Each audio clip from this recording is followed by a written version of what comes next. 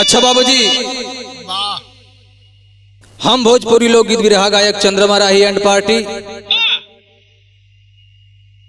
Recharge music RS recording studio Kharuav Ghorawal के सौजन्य से बड़े भाई राजा संतोष की देखरेख में आप लोगों के बेहद मांग पर एक और धमाकेदार विरहा की प्रस्तुति आप लोगों के बीच में भेज रहल बानी। हमें आशा नहीं बल्कि पूरा विश्वास है कि आप लोगों को बेहद पसंद आएगा। आज स्टूडियो में हमारे अजीज कवि श्री राम मौर्य और गायक एवं गुरु मुन्ना लाल पटेल, साथ में हमारे गुरु बुधिराम मास्टर जो हारमोनियम पर आज संगत कर रहे हैं, और ढोलक पर हमारे अजीज बड़े ही प्यारे हमारे चाचा जी आप आदरणीय जनार्दन मास्टर जी, और कोरस पे बड़े भैया चंद्रशेखर और रामविलास भैया जिनका बहुत बड़ा सहयोग है, और रिकॉर्डिस्ट हमारे बगल में ये बड़े भाई दिलीप शर्मा जी, और इस कंपनी के डिजिटल हेड अमित कुमार जी। तो आप लोगों को बड़ी दिन से मांग भी रहल, अब बेहद अपार खुशी भी भइल। पिछला बिरहा के आप लोगों के बड़ी प्यार दुलार मिलल, आलोक और ज्योति मौर्य की प्रेम कहानी के विषय में जब छुटल रहल, तो वही तरह से ये बिरहा के भी प्यार दुलार मिली। हमें पूरा विश्वास बा। तो कहानी के शुरुआत बा मास्टर भूमिका से भाव लिखल गेल।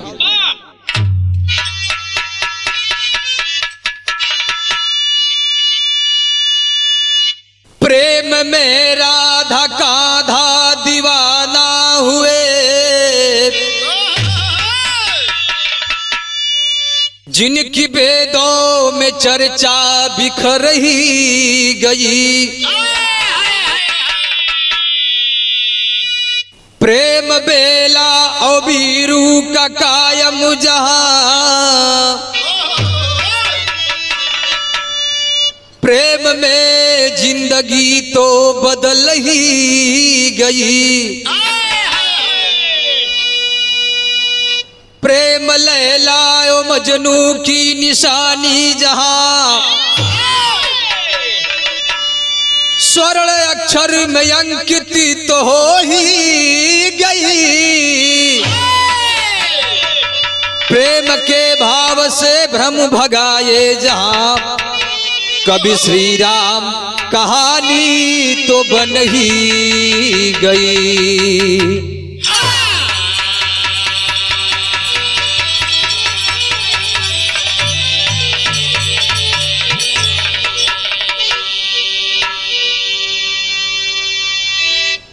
अच्छा बाबू मास्टर, यहाँ एक ऐसा गजल के नमूना लगल, पहले के लोग गैले ना गा के गैलन। तो आऊं जा भाई। कहाँ हो? घरे। अच्छा, हम कहीं कहीं और भेजत हुआ। कैसे लाइन बा बाबू?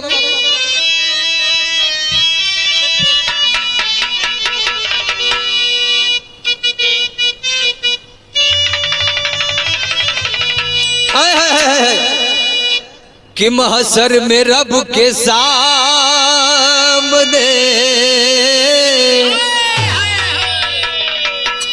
महशर में रब के सामने आएगी फातिमा।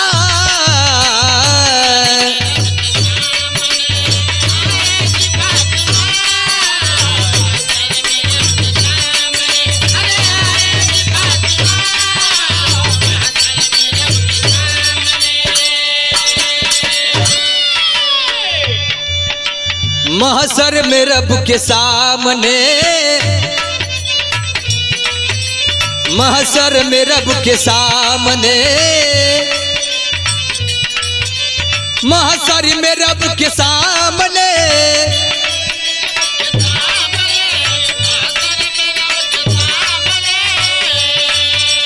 आएगी फातिमा,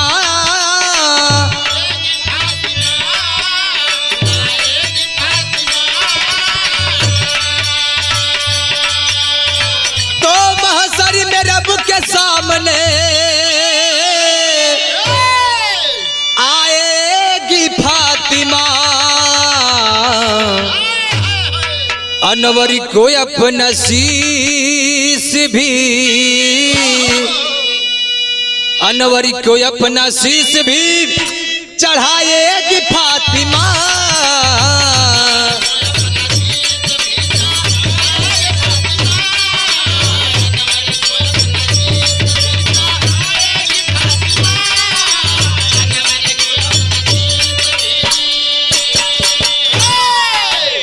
लेकिन प्यार के विषय में यही भाव में कवि जी अपने भाव दिलन हा कि गजरा गरल पहन करके, गजरा गरल पहन करके बेवफा कही गई।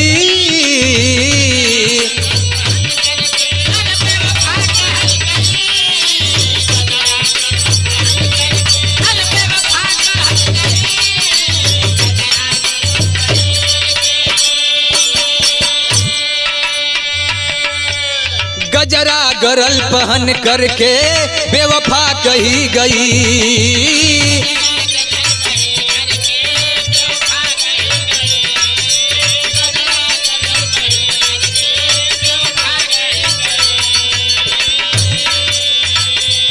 अरे तो गजरा गरल पहन करके बेवफा कही गई। सच्चा किया जो प्रेम हिर, सच्चा किया जो प्रेम हिर राजा कही गई।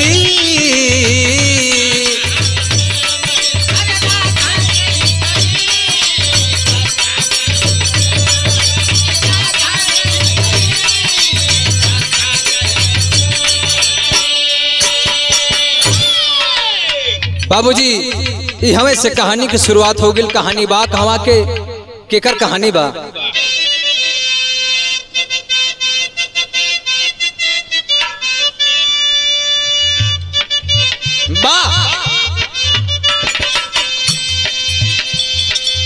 यूपी नोएडा रबीपुरा की कहानी है, यूपी नोएडा रबीपुरा की कहानी है।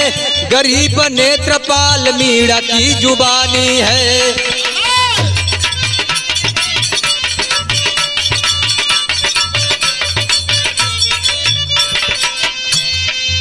मेहनत मजदूरी करके जीविका चलाते थे, मेहनत मजदूरी करके जीविका चलाते थे।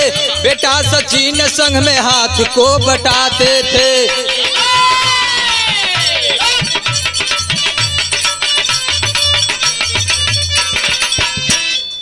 समय मिलने पर पबजी गेम खेला करता था, समय मिलने पर पबजी गेम खेला करता था। पाकिस्तानी सीमा हैदर से प्यार करता था।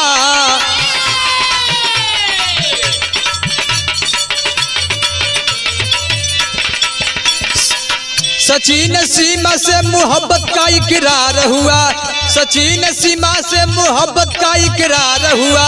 मिलन की आस में दोनों को सच्चा प्यार हुआ। बाजियो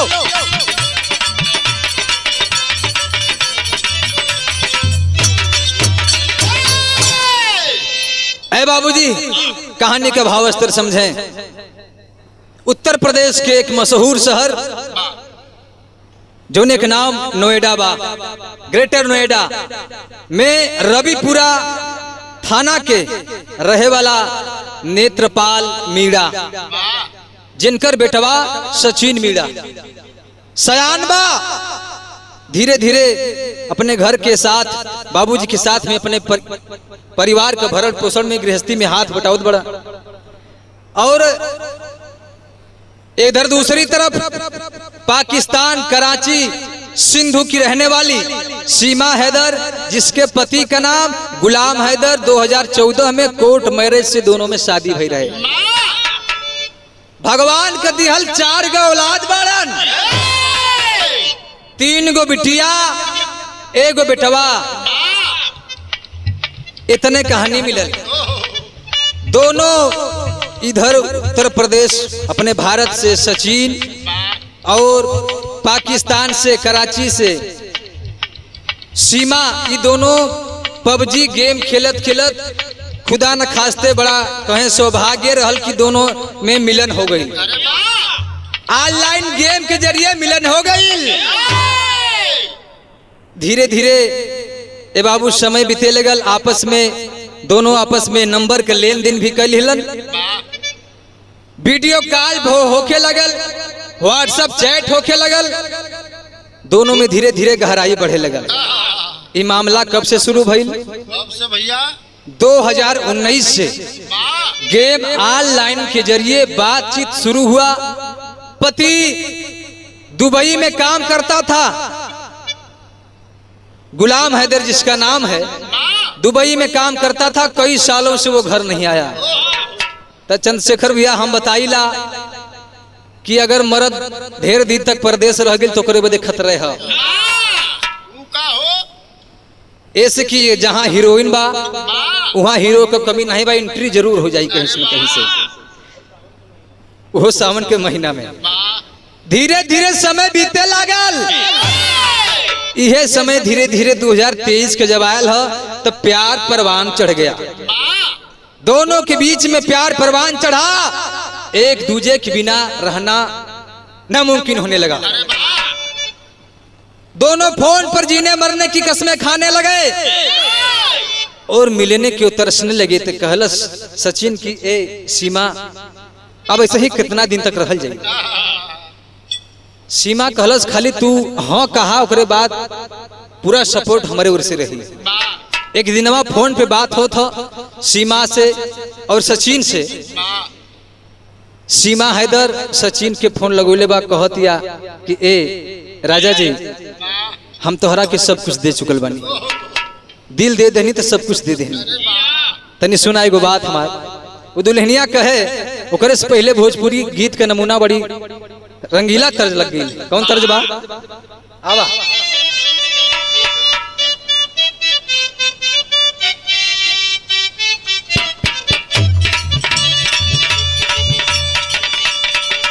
बड़ा मिजाजी गीत बजा देलन। कौनो दुल्हा अपने दुल्हन से कहा था कि सवेरे सवेरे के टाइम है, आ धीरे धीरे समय बीतल जाता। जब 10 बज गई, वो दुल्हनिया दुआरी पे मुंह लटकाई के बैठल। जब मर्दा घुसल घर में तो कहलस का हो लिया हुआ कुछ बनौले हो? वो बोलत नहीं है, मेहरारू खिसियाइल है। कहतिया का कहतिया?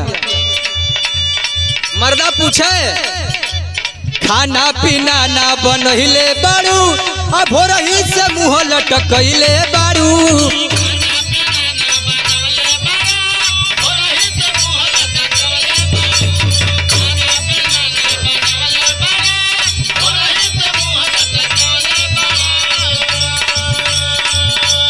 खाना पीना ना बनहिले बारू, अब हो रही से मुँह लटकैले बारू। खाना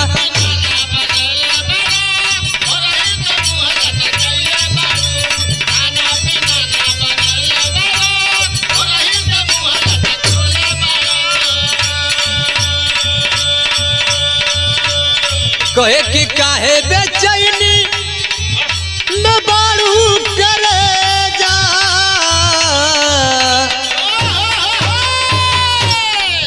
अरे देखल न जाला तरफ तारा।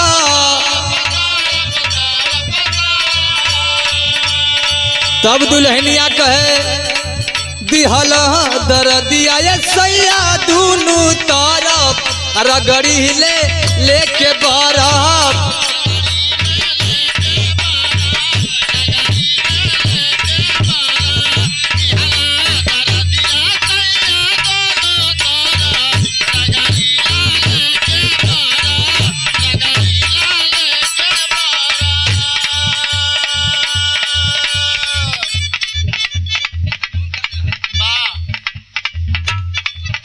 लेकिन देखबा यहाँ सीमा कहत बा सचिन से का कहले बा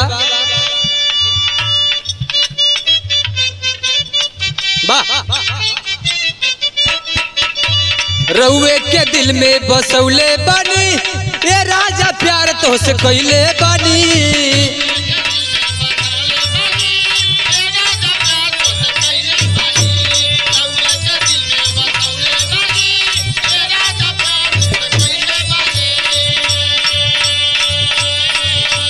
दुबई में जाके बसल बमुआना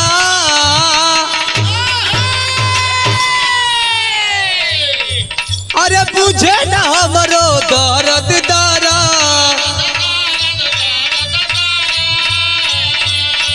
छछने करे जा सज परी खोजिले महरत दिन दिने बढ़े तड़प दिन दिन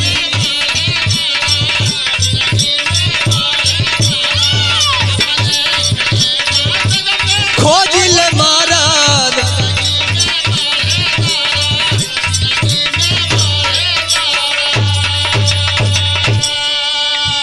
अरे तोहरा बिना ना रहता हो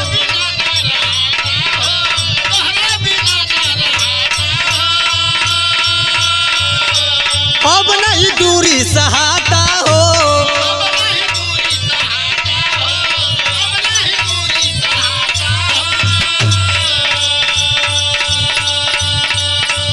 सीमा हैदर कॉलेज किए सचिन अब तोहरे बिना रहल नहीं जात सच कहत हम तोहरा पे पूरा फिदा हो गइल बानी सचिन कहलस कि का कहीं तू तो हमरे दिल के बातिए छीन ले लू इहे हमहू कहल चाहत रहने का कहे उहे बा हमरो हलतिया जवन बा तोहर गतिया उहे बा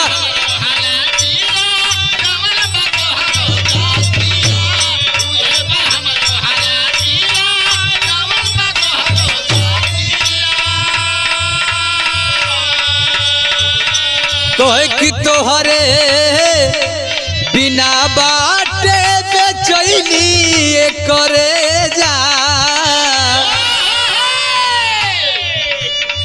छछने करे जा सज पे खोजी मरत दिने दिने बढ़े तड़प दिने दिने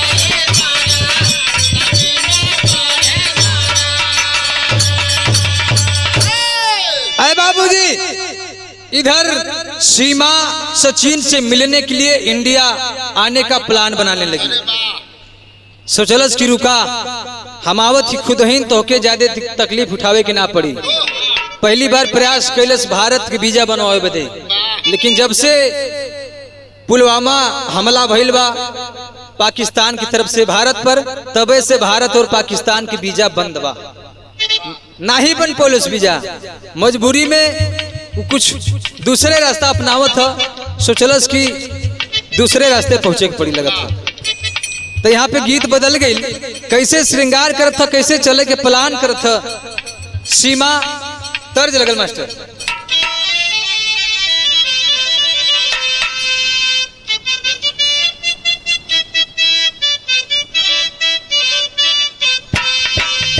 अरे वाह कोनो लड़का के देख कोनो लड़की के देख के कोनो लड़का ओकरे सुंदरता के बड़ाई करत चंद्रशेखर भैया देखलस तो कहलस कि हाँ तो बाकी अपने मनवे में सोचा था कार भगवान तोहरो लीला बड़ी अपरंपार है वह कहे कैसे कि गजब का रूप तोहार गजब का रूप तोहार गजब सुरतिया तू पवलूनु हो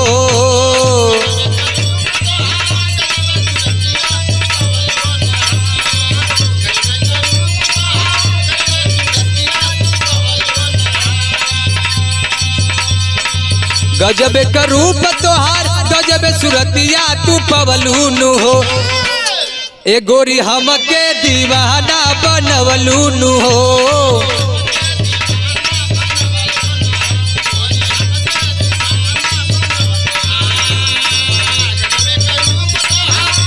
सुरतिया तू पवलू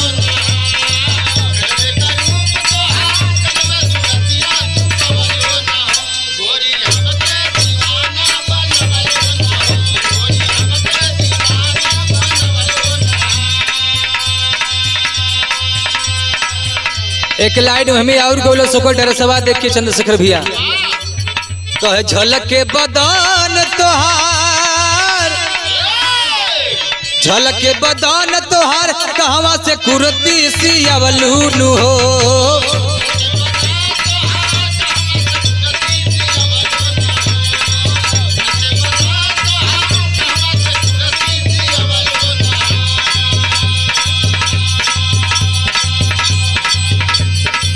झलक के बदन तोहार कहवा से कुर्ती सियावलू नु हो, और सियावलू नु हो। ये गोरी सबके दीवाना बनवलू नु हो।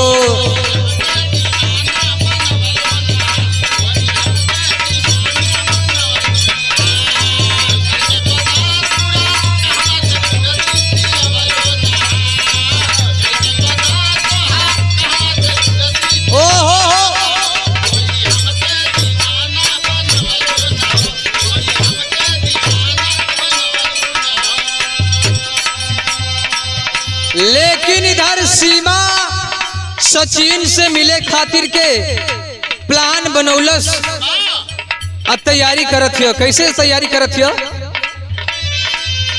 कि रची के श्रृंगार सीमा, रची के श्रृंगार सीमा रूपवा बनवली उवैली नु हो।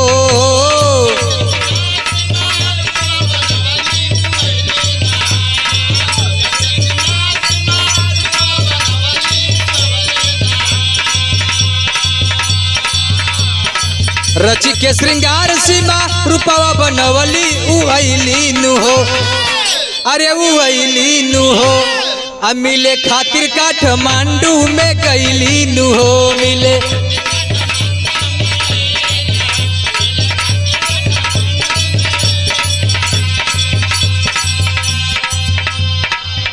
इधर सीमा काठमांडू में नेपाल के जरिए पहुंचल बा।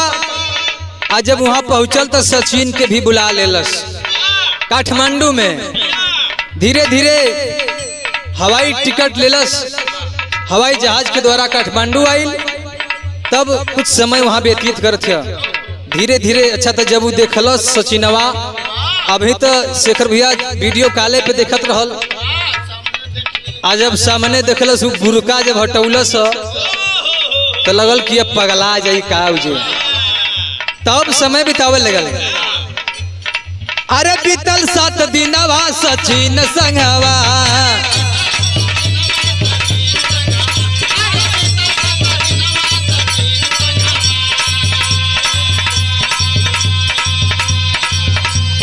मार्च 2023 में काठमांडू में जब प्रस्थान कैले से यहाँ जब सचिन के मेल भइल है तो वही मार्च के महीना में अरे सदिया तब सदिया रचाई लिहल खुशी मनवा।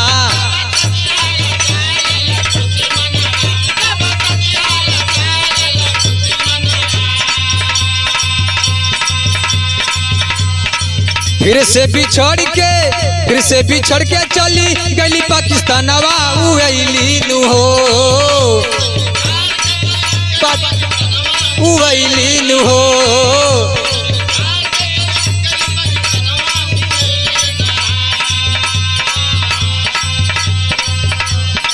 फिर से बिछड़ के चली गली पाकिस्तानवा उवैली नु हो।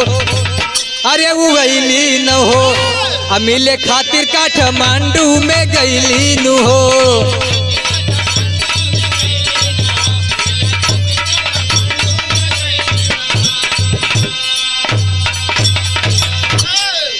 ए बाबू देखबा वही समय ये दोनों आपस में मंदिर में जा करके शादी कर लिए।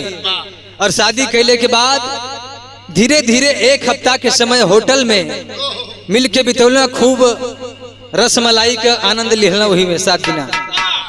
आ धीरे धीरे जब समय बीते लगल तो देखबा इधर सीमा कहलस कि ए सचिन हमार 4 गो बचवा घरे, एक छोट सी बिटिया है, ओके छोड़ के आइल है। अब हम जाइल चाहत है लेकिन जाए के हिम्मत नहीं गवाही करत कि तोहके छोड़ के जाई।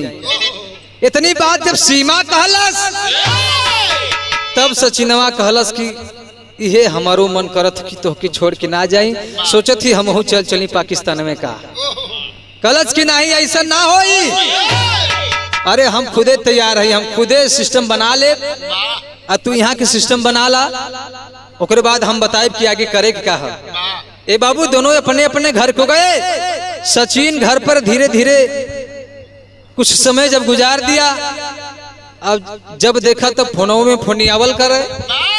ओकर चाचा एक दिन देखला, कहला कि सचिनवा देखिला जब रतिया होला तो फोन लेके छत्ते पर चढ़ के कैसे तो बतियाला। एक दिन देखला, कहला बेटा कहाँ बिजी रहता रहा। कहला से चाचा का कहीं, अब तोसे का छुपाई, एगो लड़की हिया उसे दिल लग गई हमार, आ ओकरे बिना जीव ना हम। चाचा कहला कि बड़ी कहानी आगे तक गइल बा का। कहला अच्छा तो लड़की बा कहाँ के। सचिन कहलस कि लड़की है पाकिस्तान के। अच्छा पाकिस्तान के जब नाम सुनला ओकर चाचा तब उनकर तब पसीना लगल नीचे के ऊपर आवे। बतावा ससुरी, हिंदुस्तान पाकिस्तान के आए दिन टेलीविजन पत्र में अखबार में आवत है कि ये दोनों एक दूसरे के दुश्मन बा। अरे जेल करवेबे का पूरा परिवारवा के। ये सब सपना छोड़ दे बेटा, घरे वाले नाराज हो गिलन कि ऐसा ना होई। और जब सोचलस कि घरे वाले नहीं तैयार हुआ तब बगलिए में 15-20 किलोमीटर की दूरी पर मार्केट है, वही मार्केटवा में जाके एगो किराए के कमरा लिहलस, वहीं पर रहे लगल। और वहीं पे रहे लगल तो इधर सीमा कैलस का जब समय बीतल है कुछ तो अपन जितना प्रॉपर्टी रहल वहाँ का पाकिस्तान में सब कुछ बेच कीन के पैसा लेके 12-15 लाख रुपया इकट्ठा करके पैसा लेके कहलस कि सुना ए सचिन सुना, तैयारी पूरा फूल कैला, हम आवत है। ओके फोन कैलस आ पैसा रुपया लेलस आ टूरिस्ट के वीजा बनवलस नेपाल बदे। आ जब नेपाल का वीजा बनवा के पहुंचल नेपाल की तरफ तब अपने पूरे तैयारी में बचवन के लेके अपन जौन बा संपत्ति के जौन पैसा बा सब कुछ लेके तैयारी बनवलस आवे बदे के नेपाल के रास्ते भारत में। तब का तर्ज लिखल गेल, कौन तर्ज लगल।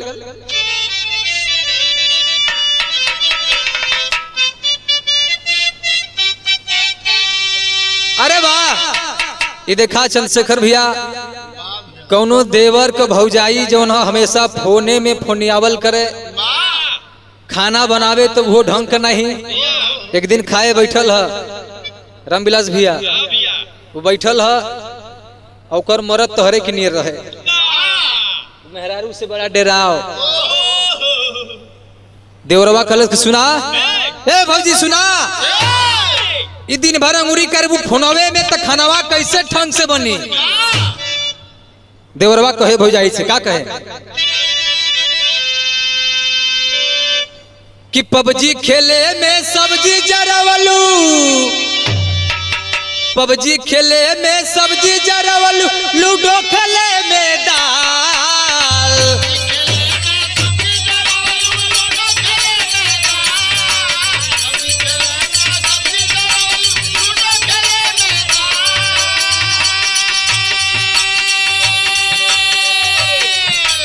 पबजी खेले में सब्जी जरावलू, लूडो खेले में दाल। रोटिया फूक देलू हो, रोटिया फूक देलू हो, तो होठवा रंगे में लाले लाल।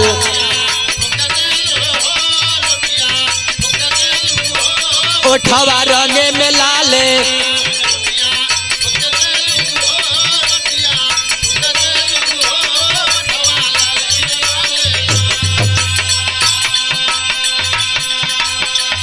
चंद्रशेखर भैया कहला कि हमरे रामविलास भैया के बड़ा सीधा साधा पौले हूँ तो बड़ा ठगे चलल हूँ। बनल बारू भैया के आँखी के पुतरिया, आँखी के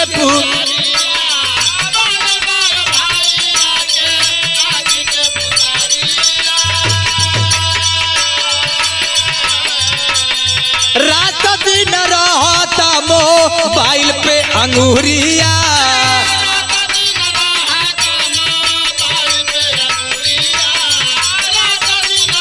कहो संतोष भैया सुनो तो ना,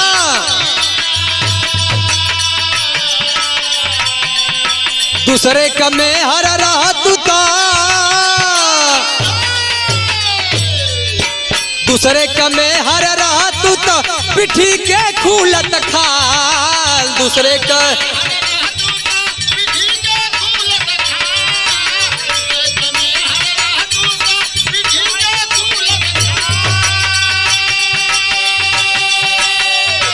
दूसरे का मेहर रहत तो पिठी के छूटत खाल, रोटिया फूक देलू हो, रोटिया फूक देलू हो, होठवा रंग में लाल लाल।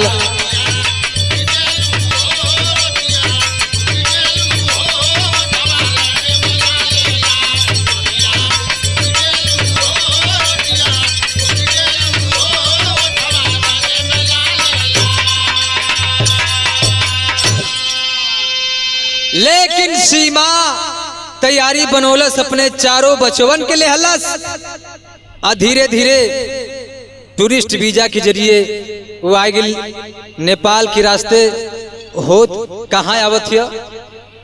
तो उस समय के बात लिखल जाती है, का लिखल गई, अरे बचवन के लेके सीमा कैलसी,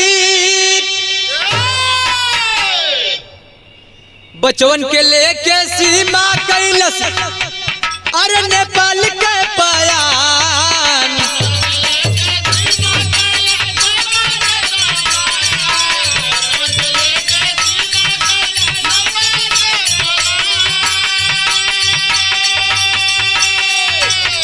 अरे नेपाल के पलान आई गईली बबुनिया, आई गईली बबुनिया, दोबारा हिंदुस्तान आई।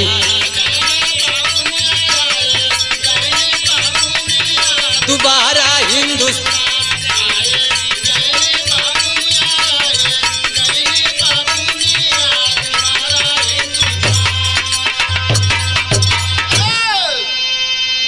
ए बाबू हिंदुस्तान की धरती पर आइल है तो समय कौन बा, दिन तारीख कौन बा, अरे 13 मई 2023 के दिनावा, 23 के दिनावा,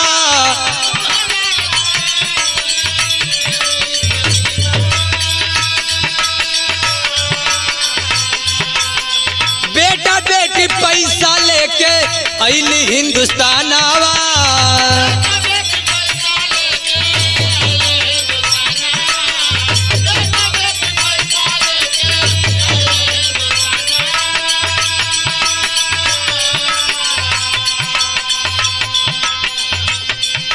कुछ दिना में कोर्ट मैरिज को दिहले पलान,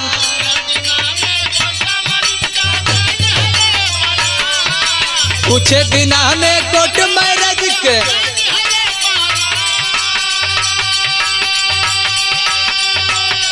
अरे को दिहले पलान, आई गईली बबुनिया, आई गईली बबुनिया, दोबारा हिंदुस्तान आई।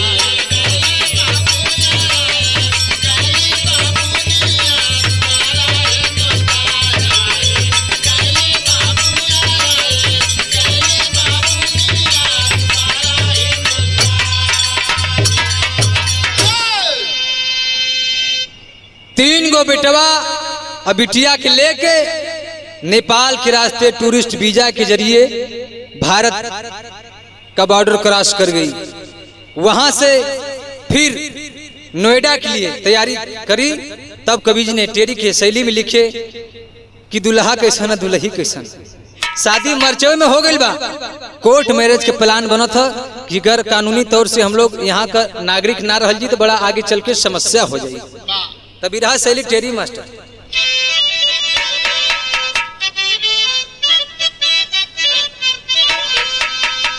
अरे मोरे राम निसनिया निसनिया कायम प्यार की जहां, अरे निसनिया कायम प्यार की जहां, दुल्हन पाकिस्तानी दुल्हा हिंदुस्तानिया हिंदुस्तानिया।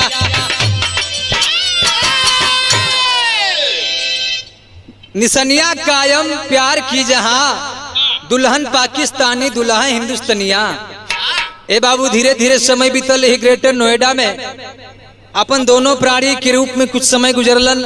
एक दिन सीमा कहलस कि ए सचिन हो, ए पतिदेव, अब तो हम मंदिर में शादी करके मुस्लिम से हिंदू हो गई, लेकिन ये त्योहार समाज, ये त्योहार हिंदुस्तान भारत के आम नागरिक एक मान्यता ना दी हैं।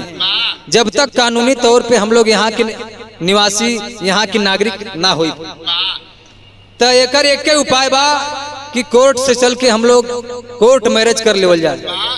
अब देखा वहाँ भी कोर्टे मैरिज के ले रहे गुलाम हैदर से, यहाँ कोर्ट मैरिज का प्लान बनावत किया। तो एगो वकील के पास सचिन गइलन, जे की खास परिचय के रहलन। जाके उनसे सारी व्यथा के सुनौलन, सारी व्यथा के सुनावत हुआ। और जब कहत हुआ का कहत हुआ मास्टर,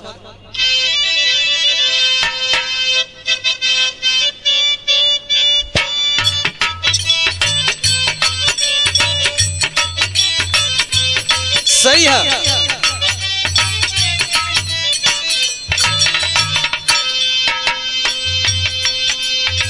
मिलल वकील सजा के सच न जवानावा हो, सच न जवानावा हो, सदिया करा दो सरकार जी। पाकिस्तानी नाम सुन के कापल कलेजावा हो, कापल कलेजा, मीडिया करवले तैयार जी। वकील से जाके मिलन, वकील साहब कहलन कि अच्छा तो ठीक है, सारा दस्तावेज सारा आईडी प्रूफ हमारे हवाले कर दा, लोग फोटोकॉपी करा के लिया बा। वकील जब देखलस ये सीमा हैदर यहाँ की नहीं है, ये तो पाकिस्तान की रहने वाली है, पैरों तले जमीन खिसक गया। वकील वहां से 5 मिनट के लिए समय मांगा और उसी 5 मिनट के समय में तत्काल मीडिया वालों को बुला लिए और प्रशासन को खबर दे दिए। तब पाई के खबर झूठे पुलिस प्रशासन हो, पुलिस प्रशासन फौरन काली हलेगी रफ्तार। बाबू नेत्रपाल सचिन सीमा चारो बचावा हो, सीमा चारो बचावा हो, कहीं इका कैला कर तार जी। ए बाबू समय मिलते फोन कर दिए और मीडिया वालों की ढेर लग गई, तमाम इंटरव्यू चलने लगा, प्रशासन पहुंच गई और फौरन मौके पर दोनों को दबोच करके गिरफ्तार कर लिया गया। गिरफ्तारी किसकी हुई? बाबू सचिन मीणा के, बाबू नेत्रपाल मीणा की, सचिन की, सीमा और चारों बचवन के ले जाकर के कानून के हवाले उनको बंद कर दिया गया। उस समय ये शक में बंद कर देवल गई कि जब ये पाकिस्तान से चलकर आई है तो जरूर कहीं न कहीं ऐसा हो सकता है कि ये जासूसी करने आई हो भारत में, क्योंकि उसके पास कई देशों का वीजा मिला, 4 सिम कार्ड मिला अलग अलग देश का, 4 फोन मिला, एक टूटा हुआ मोबाइल फोन मिला जिसका डेटा रिकवर किया गया, और 4 फोन के साथ साथ 2-3 आधार कार्ड मिला और 4-5 वैक्सीनेशन कार्ड मिला। ए बाबू कराची से दुबई और दुबई से नेपाल, नेपाल के जरिए भारत में और भारत से फिर नोएडा आ गई। ये भारतीय कानून का उल्लंघन हुआ। इसके मद्देनजर रखते हुए गिरफ्तारी हुई और जब गिरफ्तारी भई तो हिजिलिया में सोचत था, कोसत था, रोवत था। लेकिन इधर मीडिया के जरिए तमाम खबर फैल गया पूरे हिंदुस्तान के कोने कोने में कि पाकिस्तानी महिलाएं आकर के हिंदुस्तान के लड़के से शादी कर लिया और हिंदू धर्म अपना लिया। तब भाव आलहम लिखल गई कैसे?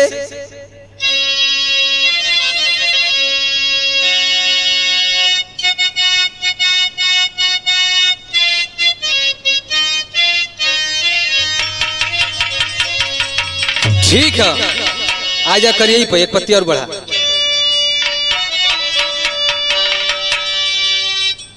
अरे मोर राम आगे जैसन फैलल बा खबर हिंदुस्तानवा भैया।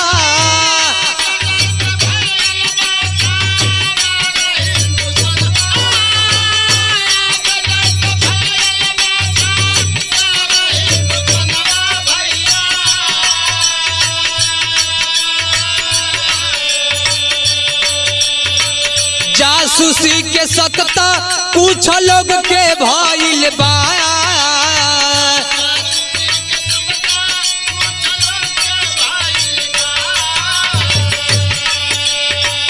देवली सफाई सीमा प्यार के करनवा भैया।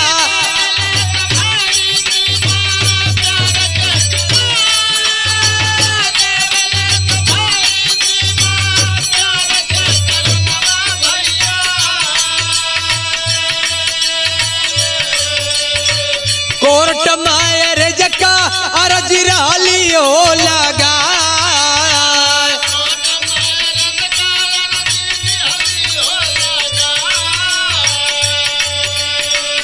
न्यायिक हिरासत में गइल कवन छानवा भैया।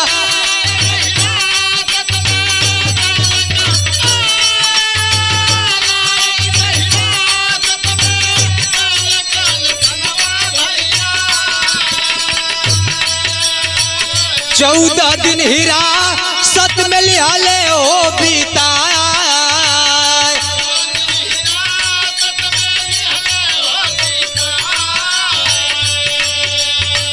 बार बार पूछा लो पर बोले एक बतिया भैया।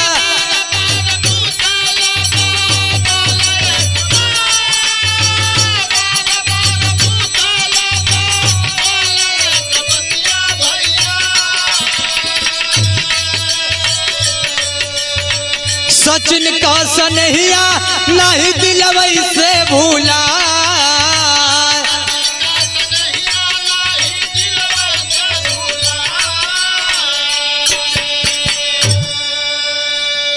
पूरे हिंदुस्तान में खबर फैल गया आग जैसी।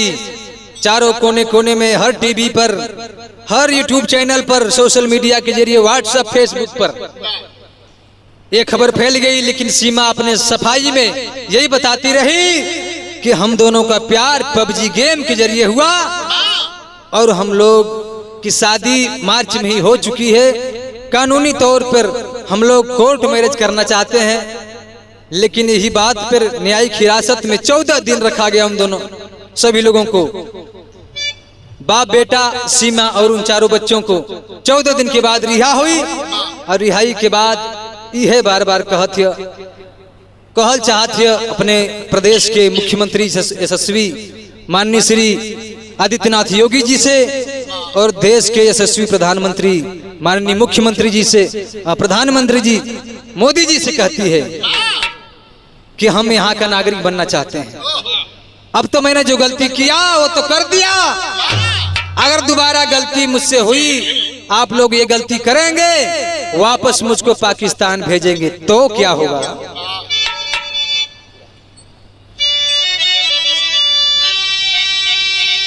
कहे कि जिंदा जे चल जाइब, ए बाबू जिंदा जे चल जाइब, हम पाकिस्तानवा मौत सजा दे पाकिस्तान सरकार बोला।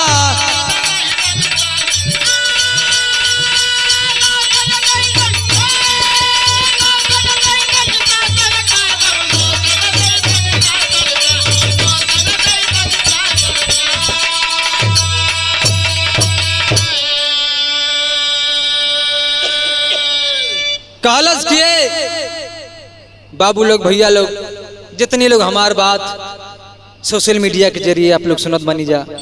हम अगर गलती करनी तो ओकर सजा भी पाई, लेकिन अगर हम हिंदुस्तान में आयल हैं, हिंदू धर्म कबूल के लिए बनी, तो जरूर अगर हम पाकिस्तान में जा दोबारा तो अपने धर्म से गद्दारी, अपने मुल्क से गद्दारी की सजा पाकिस्तान सजा में मौत देगा। मैं मारी जाऊंगी वहां पे। इधर गुलाम हैदर मीडिया वालों से रो रहा है, पता चलल कि हमार दुल्हन हम इधर बानी गई हिंदुस्तान में। मीडिया वालों से रो रहा है, वीडियो में रो रहा है गुलाम हैदर और विनती कर रहा है कि माननीय मोदी जी आप हमारे बीबी बच्चों को वापस पाकिस्तान भेज दीजिए। बिलख रहा है, रो रहा है, लेकिन सीमा बोलती है कि नहीं, ये उसकी चाल है। सीमा का आरोप है कि गुलाम हैदर दुबई में अपना शादी कर लिया, निकाह कर लिया है और मुझे छोड़ दिया है, इसलिए मैं यहाँ पर आई हूँ और मैं दोबारा कभी पाकिस्तान नहीं जाऊंगी। उसने 6 महीने की बात, 6 महीने में तलाक वाली बात भी बोल दिया कि मुस्लिम धर्म में यदि पति पत्नी 6 महीने दूर रहते हैं तो उन्हें तलाक का पूरा अधिकार है।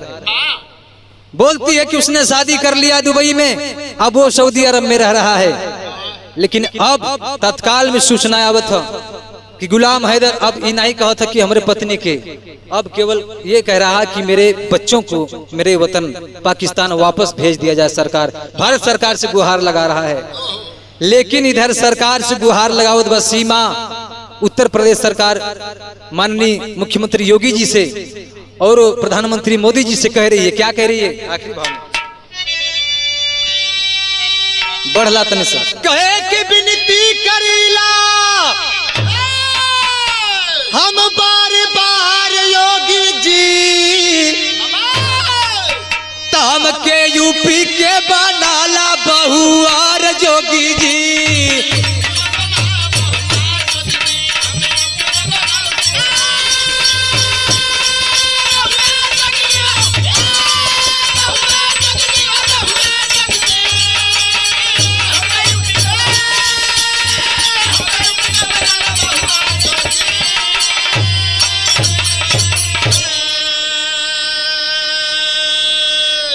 कहत बा कि विनती करीला बार बार योगी जी, हमके यूपी के बनाला बहुअर जोगी जी। कहे कि अगर हमके दोबारा आप लोग हिंदुस्तान से पाकिस्तान भेजी है तब का होई।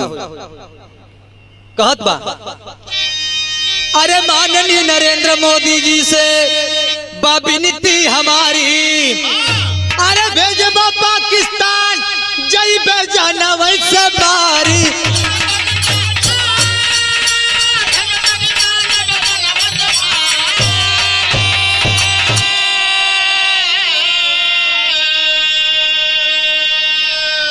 प्यार के खातिर कैली सीमा पार योगी जी,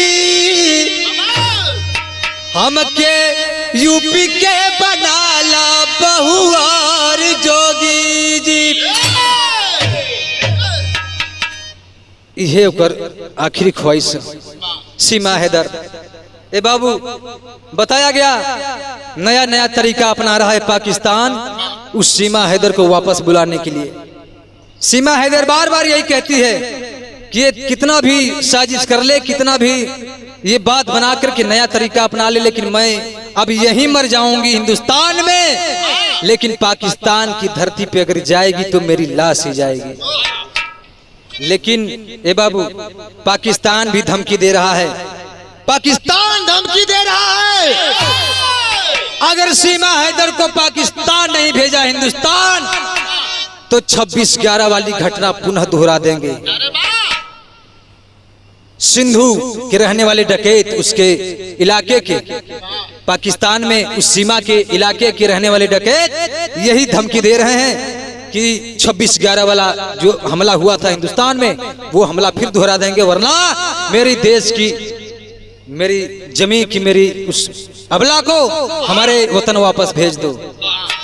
लेकिन अब क्या होता, यूपी एटीएस के लोग उसे उठा लिए हैं, पूछताछ चल रही है, जांच चल रही है, खुफिया एजेंसियों द्वारा कड़ाई से पूछताछ हो रही है इधर भारत में, क्योंकि कुछ पते ना कि बा कहां, लेकिन इधर उठा लिए हैं यूपी एटीएस वाले। तब एक लाइन हमरो चंद्रमराही एंड पार्टी की तरफ से कुछ संदेश बा देशवासियों के लिए कि अगर वो सीमा इतनी गरीब थी, उसका पति दुबई में काम करने के लिए गया, परिवार बचावे बदे नौकरी कर रहा था, लेकिन परिवार खुदे गायब हो गई। अगर जिसके पास इतना पैसा था तो फिर वो कमाने क्यों जाता? अगर पैसा नहीं था तो इतना पैसा आया कहां से? क्योंकि भारत का वीजा, तमाम प्रकार का जो खर्चा आता है, देश विदेश से आगमन का बहुत बड़ा खर्चा आता है। मेरा कहना यही है कि अगर सच्चाई से, कड़ाई से, सही ढंग से जांच किया जाए तो कहीं न कहीं यह साजिश का यह शिकार बन रहा है मेरा देश। यह कोई न कोई साजिश है।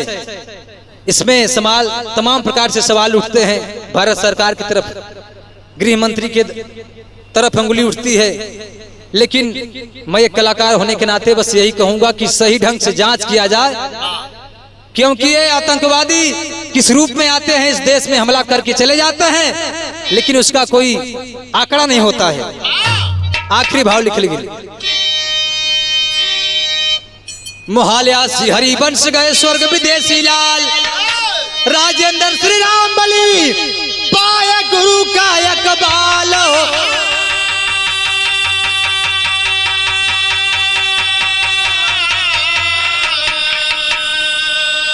निशानिया कायम प्यार की जहां, चंद्रमा श्री राम कभी नई नई कहानियां, निशानिया कायम प्यार की जा।